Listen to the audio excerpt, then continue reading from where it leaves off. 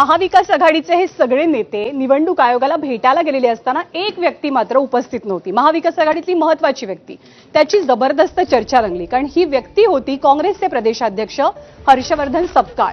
आणि त्यांच्या अनुपस्थितीची बातमी मोठी का होते, कारण काही दिवसांपूर्वीच त्यांनी विधान केलं होतं की महाविकास आघाडीमध्ये एखादा नवा भिडू नको, आणि त्याचमुळे राज ठाकरेंमुळे आज काँग्रेसचे प्रदेशाध्यक्ष हर्षवर्धन सपकाळ यांनी शिष्टमंडळासोबत हजेरी लावण्याचं टाळलं का, असा प्रश्न उपस्थित झाला। सपकाळ यांना मनसे महाविकास आघाडीत नकोय का, याचीही चर्चा झाली। दरम्यान दिल्लीतल्या बैठकीमुळे आजच्या शिष्टमंडळाच्या भेटीत आपण सहभागी होऊ शकलो नाही, अशी प्रतिक्रिया सपकाळ यांची आहे। तर मनसेकडनं युतीचा प्रस्ताव अद्याप काही आलेला नाहीये। संविधान रक्षणासाठी जर कोणी सोबत येत असेल तर आम्ही विचार करू, अशी भूमिका सपकाळ यांची आहे। त्यामुळे दिल्ली भेटीनंतर आता हर्षवर्धन सपकाळ यांचे मनसेबाबतचे सूर बदललेले आहेत का, हाही सवाल उपस्थित झालाय। पक्षाचा अध्यक्ष या अनुषंगाने त्यांनी जो केलेला उल्लेख होता तो बरोबरच होता।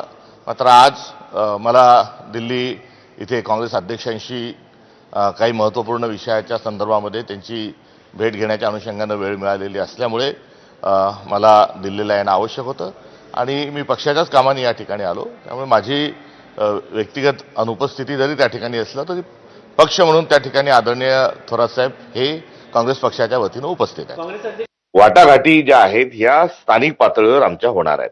त्यामुळे जिल्हा आणि ब्लॉक नगरपालिका पातळीवर आमचं नेतृत्व, आमचा त्या ठिकाणचे संघटनेचे अध्यक्ष या संदर्भात निर्णय घेणार आहेत आणि त्यांच्या निर्णयावर ह्या सर्व गोष्टी आम्ही त्या ठिकाणी या सोडलेल्या आहेत। त्यामुळे नवीन भिडोची आवश्यकता ही काँग्रेसला नाही, महाविकास आघाडीला नाही, इंडिया अलायन्सच्या पार्टनरच्या सोबत चर्चा ही जाऊ शकते। त्यामुळे कुठलाही नवीन भिडू जो आहे याची आता कुठलाही प्रस्ताव नसल्यामुळे होण्याशी काही तिसऱ्या भिडूशी होण्याचा काही संबंध नाही।